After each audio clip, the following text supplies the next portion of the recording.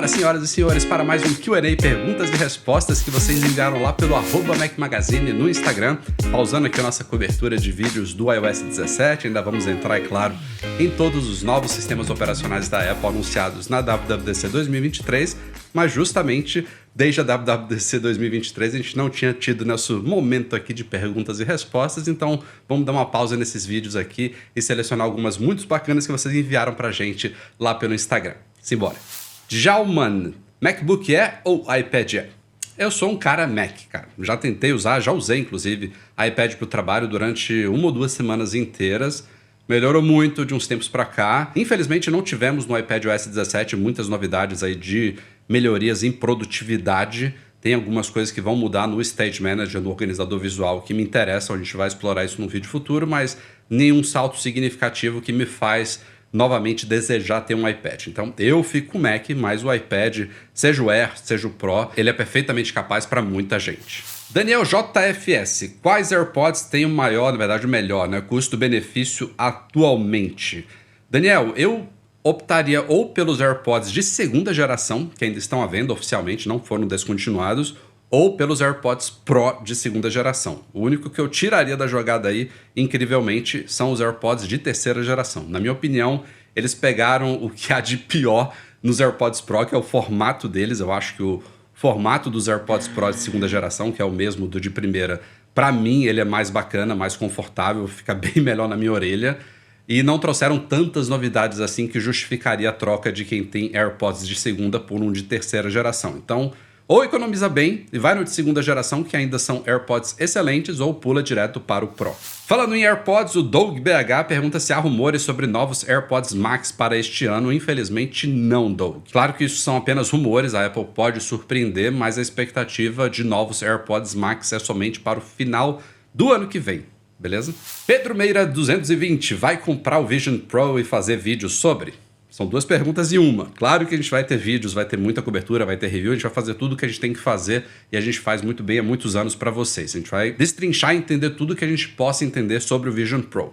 Daí eu comprar um para mim, são outros 500. Eu tô muito tentado. É um produto que já me impressionou pelo que a Apple promete para a primeira geração dele. Tem alguns propósitos de uso, entre eles de eu poder ter, por exemplo, um MacBook Pro menor e usar uma telona virtual dentro do ambiente do Vision Pro, que me interessam bastante. Mas $3.500 não é pouco dinheiro para ninguém. E o fato de ser a primeira geração também me preocupa um pouquinho. A gente sabe muito bem que da primeira para a segunda para a terceira geração de produtos da Apple costumam haver saltos gigantescos. E não só é um investimento muito grande para um produto de primeira geração, mas me preocupa também o que vai acontecer com esse meu, teoricamente, se eu comprasse esse meu primeiro Vision Pro, quando eu possivelmente trocar por um modelo de segunda ou de terceira geração. Será que esse salto que possivelmente vai acontecer das novas gerações vai ser grande demais? Será que ele vai desvalorizar muito? Será que a própria Apple vai oferecer algum tipo de programa de upgrade, de atualização para os early adopters do Vision Pro? Eu não sei ainda responder isso tudo. O FX Mendanha pergunta se produtos Apple em geral compensam a compra aqui em Portugal. Cara, aqui basicamente os preços, grosso modo dizendo, não é exatamente isso, mas é como se você pegasse os preços em dólar, convertesse para euro e adicionasse o IVA, né? Que nos Estados Unidos é o VAT, né? Que é o Imposto de Valor Agregado, que aqui em Portugal é de 23%. Na verdade, na União Europeia é de 23%. Então, mais ou menos, você paga esse imposto em cima do valor padrão em dólar quando você compra produtos Apple aqui. Vale a pena, em alguns casos ok, outros eu até prefiro comprar quando eu vou para os Estados Unidos, acaba ficando um pouquinho mais barato, até porque eu, como residente de Portugal, eu tenho que pagar o IVA. Quando você é turista, existem algumas lojas que você tem isenção do IVA ou você recupera boa parte do IVA quando você vai no aeroporto, naquelas áreas lá, aqueles quiosques, para você recuperar esse imposto local, já que você não é residente da União Europeia. Não é o meu caso. FG Melchior, com a chegada dos iPhones 15 em setembro, quais dos atuais sairão de linha? O iPhone 12 com certeza sai de linha. Do 13 eu tenho uma dúvida se a Apple vai manter ainda o 13 mini à venda. Acho que sim, até para agradar aos poucos que ainda tem interesse no iPhone mini. Então o 13 mini e o 13 continuam em linha, assim como o iPhone SE também, que é um iPhone à parte. Da linha 14, a tendência é que a Apple mate o Pro e o Pro Max. Então ela mantém só o 14 e o 14 Plus. E aí vem a nova linha do 15, né? Que vai ter o 15, o 15 Plus, o 15 Pro e o 15 Pro Max. Victografia, você acredita que em algum momento a Apple colocará chips M na linha dos iPhones? Eu acredito que não, Vitor, porque na verdade os chips M nada mais são do que os chips A dos iPhones, baseados nos chips A de iPhones e em versões mais poderosas, maiores fisicamente, que consomem mais energia e que também tem mais performance, destinada a Macs. Na verdade, já até me surpreendeu a Apple ter colocado um chip M nos iPads, né, no Air e no Pro. Então eu não vejo isso acontecendo no iPhone porque não é um dispositivo para receber um chip dessa categoria. Mas se você parar para pensar, é como se fosse uma linha inteira, sabe? É como se o A fosse um M mais básico. A gente tem os M's básicos, né? Depois o Pro, o Max, o Ultra, enfim. É como se o A viesse antes do M de entrada, mas é basicamente o mesmo chip, só que num tamanho, numa performance, numa eficiência destinada para um smartphone. Durval Martins, sempre espero vídeos sobre iPadOS, acho que falta um iPad nesse canal. Durval, eu gostaria de ter um iPad aqui, já tive, inclusive. Na verdade, a gente tem um iPad aqui em casa, mas é da minha filha. Meu eu não tenho já há alguns anos, porque realmente, naquela época, eu estava me vendo forçado a usar o iPad. Eu estava numa época que eu tinha um iPhone Max, naquela época eu acho que ainda é chamado de Plus, então era uma diferença que eu acabava, por muitas vezes, me vendo usando um iPhone, por exemplo, para assistir uma série na cama antes de dormir, era mais prático ficar segurando no iPhone ali que já tinha uma tela respeitável, e aí muitas vezes eu me forçava, poxa, eu tenho um iPad, vamos usar aqui, vamos justificar o investimento, porque para trabalho realmente não é um dispositivo que eu me pego assim, vou sair, vou viajar, vou levar o iPad em vez do MacBook Pro. Eu não posso fazer isso ainda. Eu preciso do poder do MacBook Pro para editar meus vídeos, para fazer edições gráficas, edição de áudio. Então, ele acaba não tendo esse uso muito profissional para mim. E aí acaba sendo um dispositivo que eu uso em casa para, sei lá, quando eu for para minha cama ou quando eu vou para a sala para assistir alguma coisa. Num fim de semana, se muito, eu uso mais o iPad do que o Mac. Então, acaba que é um investimento muito pesado para pouca utilidade, pelo menos no meu dia a dia atual. Motion Eagle. Rafa, meio fora, mas qual é o seu patinete elétrico? Acho até que dá para ver ele aqui, né, no fundo do vídeo. Cara, é um Ninebot da Segway. Eu comprei ele antes de chegar em Portugal. Até quando eu tava na mudança, eu comprei ele no AliExpress. Ou foi no GearBest na época, eu não me lembro. Um desses sites chineses. Eles mandavam para cá, tinha um armazém aqui já na Europa. E é um modelo que eu tenho desde então. Tem mais de 4 anos que está comigo aqui. Não me lembro exatamente do código dele, mas é um Ninebot Segway convencional. Não é da Xiaomi, mas é muito parecido, inclusive, com os mais básicos da Xiaomi. Gebo Cair, o preço dos iPhones 14 podem diminuir quando lançarem o 15? Uns $50? Sim, a Apple sempre traz para baixo, né? Os preços oficiais das linhas que continuam à venda. Eu acabei de responder uma pergunta sobre quais modelos devem continuar. Os preços oficiais eles caem um pouquinho, até mais do que 50, às vezes caem uns 100, $150. Mas no Brasil especificamente a gente vê promoções de iPhones rolando toda hora e nessa etapa já da fase de vida de um iPhone, né? Já estamos já quase em julho, a gente já vê promoções da linha atual muito mais fortes, até porque todo mundo sabe que em setembro virá uma nova linha por aí. Então no Brasil tem rolado umas promoções já bem bacanas de preços, bem interessantes dos iPhones 14. Fica ligado lá no macmagazine.com.br/ofertas, temos vários canais para você acompanhar essas e outras promoções bacanas.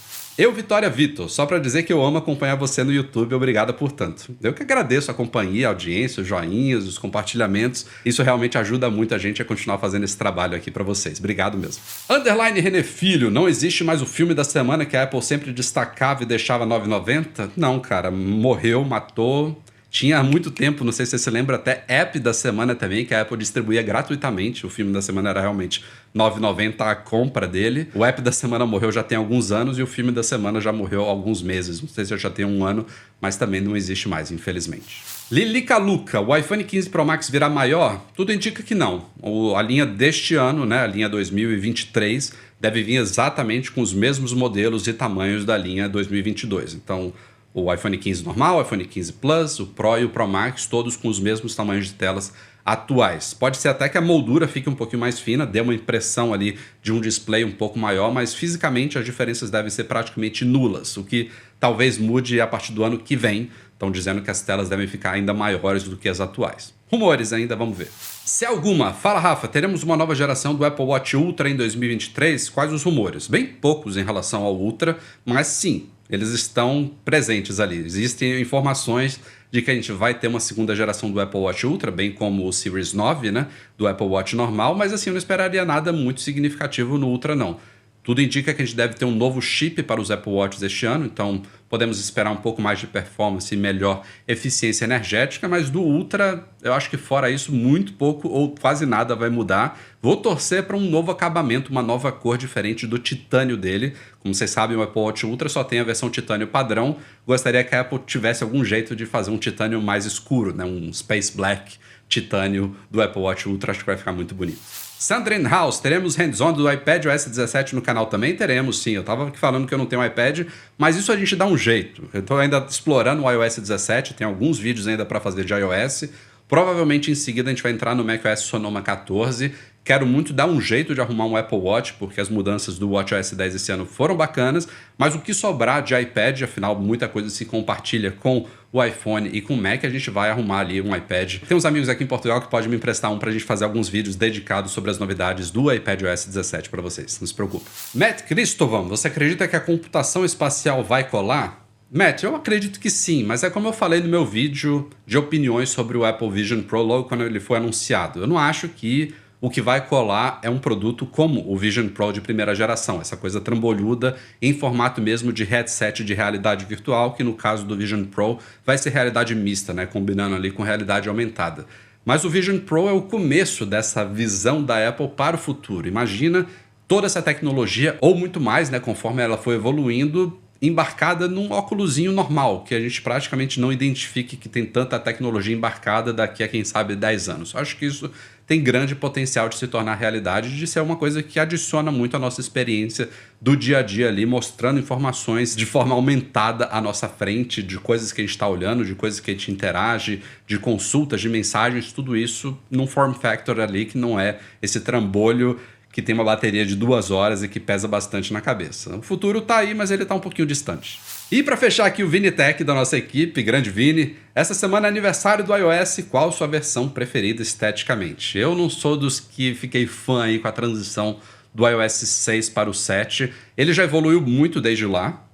Quando eu vejo screenshots do iOS 7, como ele chegou ao mercado, acho talvez um dos mais feios que tem, em minha opinião. Mas hoje em dia ele tá bacana, mas eu ainda gostaria de um salto à frente do que a gente tem hoje, que ainda não chegou, infelizmente, com o iOS 17, que seria uma mescla, né? A volta do esquemorfismo em certos aspectos, a gente chama isso mais de neomorfismo, né? De fazer um pouco, talvez, do que a gente vê no macOS atualmente, né? De ser flat, mas com alguns elementos em 3D, com algum retorno de translucidez, de sombras, de perspectiva. Eu acho que isso é uma coisa que casaria muito bem. Alguns ícones também renovados aqui no iOS casaria muito bem. O design atual me agrada, mas acho que falta um tchan aí, uma renovadinha, uma nova modernizada nele aqui para dar um novo gás para os próximos 10 anos, quem sabe. E é isso aí, senhoras e senhores, mais um Q&A na conta. Espero que vocês tenham gostado aqui. Desculpem os que não foram selecionados, como sempre, mas mensalmente a gente repete aqui esse Q&A. É muito divertido ter essa interação aqui com vocês. Se curtiu esse vídeo, deixa um joinha aí, compartilha com quem possa se interessar. Nos vemos em breve com muito mais. Teremos provavelmente mais um vídeo aí fora da nossa cobertura de sistemas, mas logo voltamos com essa bateria aí, detalhando tudo que há de novo, chegando para todos nós até setembro, outubro deste ano. Valeu, até a próxima.